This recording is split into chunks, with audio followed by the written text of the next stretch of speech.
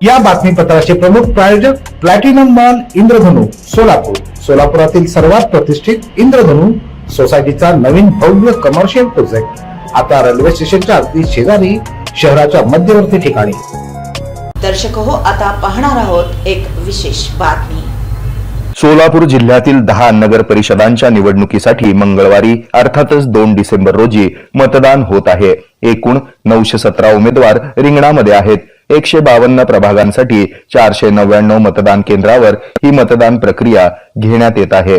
एकूणच 4,03,000 मतदार मतदानाचा हक्क बजावणार असून यामध्ये 94 तृतीयपंथी मतदारांचा देखील सहभाग आहे. सोलापूर जिल्ह्यातील अकलूज, अक्कलकोट, मैंदर्गी, दुधनी, पंढरपूर, बार्शी, कुर्डुवाडी, मोहोळ, सांगोला आणि करमाळा या नगर परिषदांसाठी मतदान करण्यात आलं. यासाठी सुमारे 2,500 कर्मचारी नियुक्त करण्यात आले होते.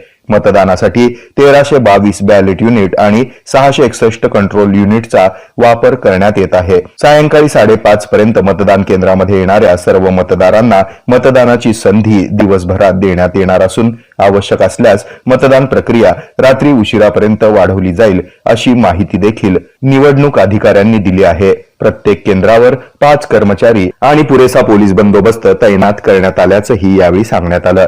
मतदारांनी मोठ्या संख्येनं मतदान करावं असं आवाहन प्रशासनानं वेळोवेळी केलं आहे. त्यामुळे मंगळवारी 2 डिसेंबर रोजी मतदान करण्यासाठी 10 नगर परिषदांसाठी मतदारांची मोठी गर्दी दिसून आली. हे आहे मेट्रोकास्ट केबल नेटवर्क आणि आपण पाहत आहात the news plus. News plus बरंच काही.